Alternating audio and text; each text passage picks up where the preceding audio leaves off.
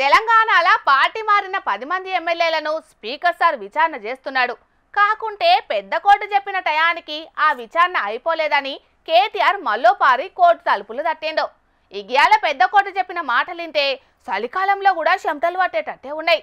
మరా ముచ్చట్లని పురాగార్చుకుందాం పాండ్రోలా. దాని కింద ఇట్లనే కోర్టు ధిక్కరణ చేస్తే జైలు కూడా పంపించడం జరిగింది. ఎవరన్నా పంపించండి. Is the citizen of India. After that ఈ స్పీకర్. ఇక్కడ స్పీకర్ కాదు, ఇక్కడ కన్ఫ్యూజన్ ఏంటంటే అందరు స్పీకర్ అనుకుంటున్నారు. స్పీకర్ కాదు, తను ఒక tribunal chairman. So tribunal chairman వారు హైకోర్టుకి సుప్రీంకోర్టుకి వాళ్ళు అనుకునే ఉంటారు. They not supreme and they are not above the లా.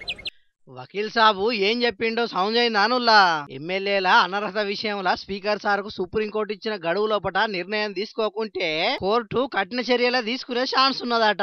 ఫిరాయింపు ఎమ్మెల్యేల మీద వచ్చే వారం లోపలనే స్పీకర్ సారు నిర్ణయం తీసుకోవాలి, లేకుంటే స్పీకర్ కోర్టును ధిక్కరించినట్టే అయితది. స్పీకర్ కు రాజ్యాంగ రక్షణ లేదని ఇదివరకే చెప్పినాం కాబట్టి కొత్త సంవత్సరం ఎక్కడ జరుపుకోవాలనో ఆయననే డిసైడ్ చేసుకోవాలని గట్టి వార్నింగ్ ఇచ్చింది పెద్ద కోర్టు. పార్టీ మారిన 10 మందిలా ఇప్పటి వరకు 8 మంది మాత్రమే స్పీకర్ సార్ తోని మాట్లాడిర్రు. వాళ్ళు మేము ఇంకా కూడా బీఆర్ఎస్ పార్టీలోనే ఉన్నాము, మేము పార్టీ మారలేదని ఖరాఖండిగా చెప్పిర్రు. ఇక ఎమ్మెల్యేలు కడియం శ్రీ గారి దానం నాగేంద్ర అయితే అసలు దీని మీద సప్పుడే వేయలేదు.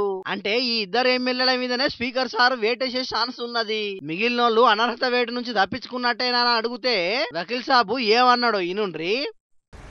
ఆ రోజు నేను అదే చెప్పాను, ఈ రోజు అదే చెప్తాను, రేపు కూడా ఇదే చెప్తాను. 100% 10 స్థానాలకు ఉప ఎన్నికలు వస్తాయి. ఆ రోజు నేను అదే చెప్పాను, ఈ రోజు అదే చెప్తాను, రేపు కూడా ఇదే చెప్తాను.